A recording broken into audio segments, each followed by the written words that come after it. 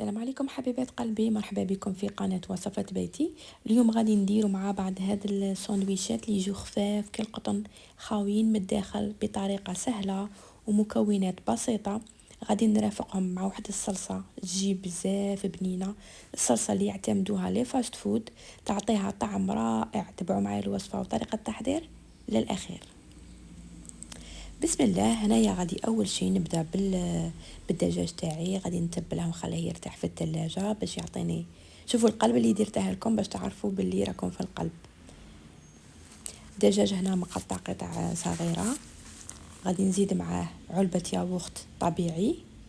الياغورت طبيعي يعطيه طراوه للدجاج تاعي. اللي ما عندهاش ياغورت طبيعي دير لا كريم فريش ولا.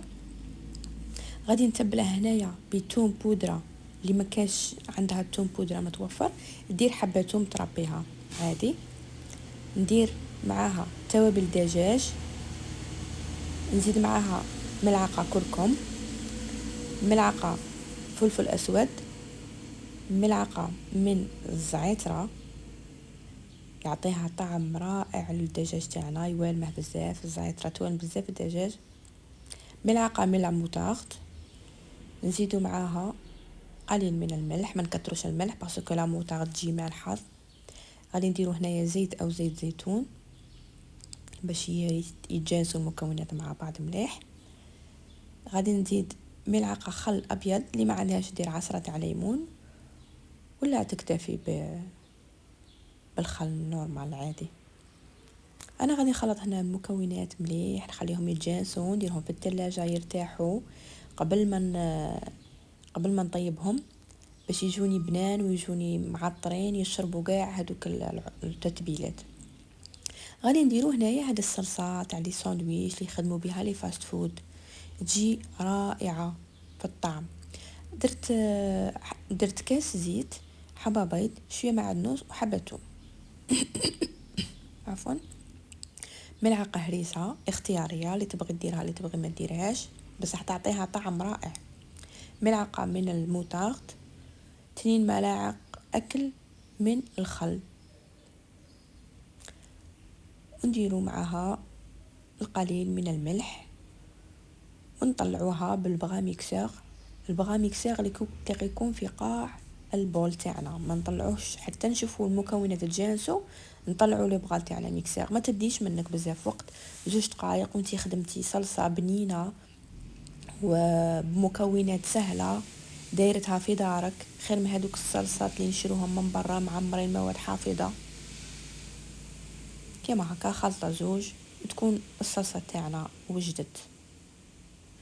بالنسبه للعجينه، العجينه القطنيه، العجينه الريشه هذه، غادي نديرو 2 كؤوس كاس وليد، هذاك الكاس الاسطوري، حليب دافي، ملعقه من السكر، ملعقه من الخميره، ونخلطوهم هكا شويه باش هذاك السكر يذوب في الحليب. هاد العجينه تجي قطنيه خفيفه ماشي ثقيله، تجي ما شاء الله. جربوها وردوا لي في التعليقات وقولوا لي كي جاتكم.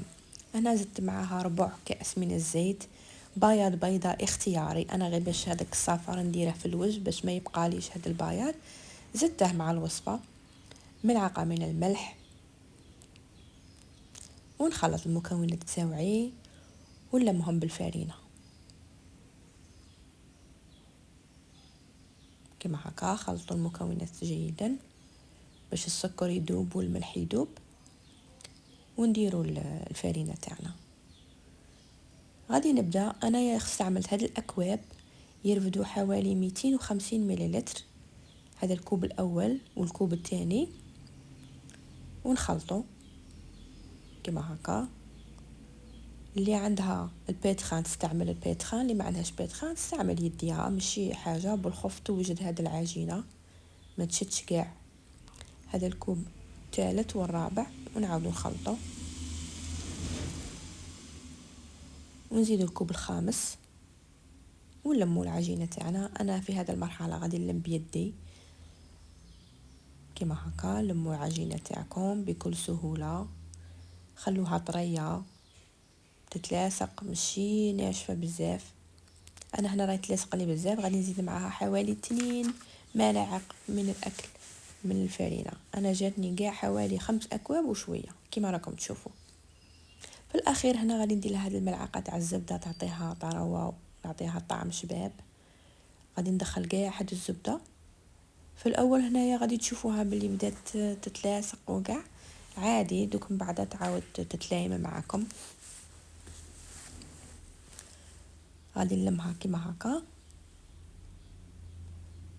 ونخليها ترتاح، نردها نخليها هنايا ترتاح، نغطي عليها ونخليها ترتاح. كي ترتاح وتختمر نعاود نولي لها.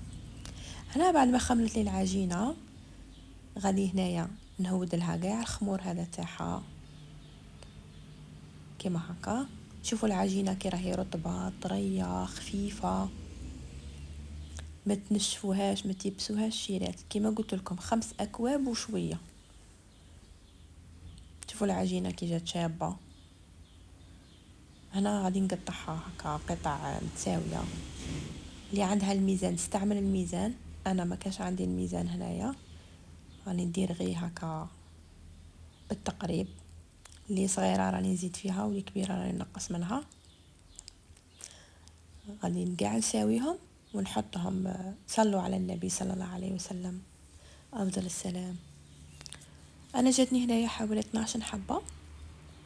غادي نديرهم في البلا نقرصهم هكا. انا درتهم هكا دي بتي بان هكا صغيرين، ما بغيتش نديرهم مدورين يجوني كالهامبورغر، بغيت نبدلهم الشكل تاعهم.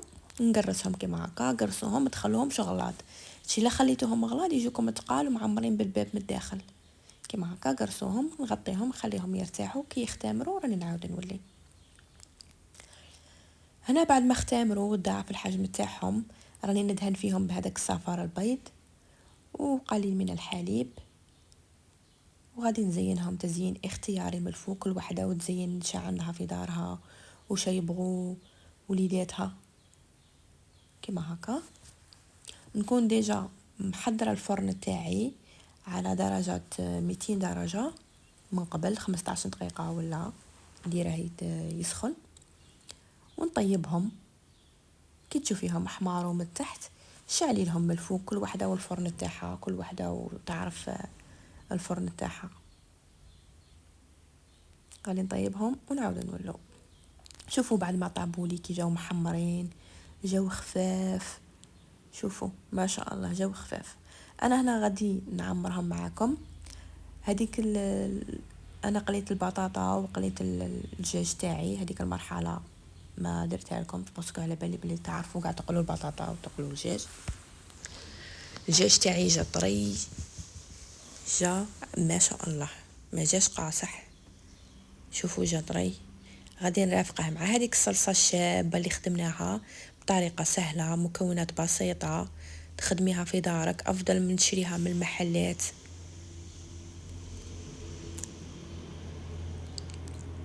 هاي كيما هكا طريقه سهله، عجينه سهله، وراكي حضرتي عشاء ولا فطور رائع مع العائله تاعك. شوفوا كي جاو خفاف. غادي نزيد هنايا ندير معكم الزاوجه هذه هكا طريقه سهله.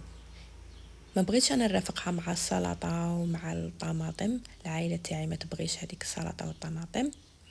انا درتها غير هكا سهله بسيطه. نزيدو هنايا هاد الصلصه ونزيدو هاد الفرماج ونبلعو. عشاء بنين اقتصادي في البيت مع العائله. شوفوا كي جاو شابين، جاو ما شاء الله محمرين بنان. جربوهم شيرات. اللي عجبتها الوصفه وطريقه التحضير دير لي اشتراك وتخلي لي لايك وتخلي لي كومنتير وتبارطاجي الوصفه مع الحباب. شكرا، مع السلامه، الى الملتقى في وصفات اخرى ان شاء الله.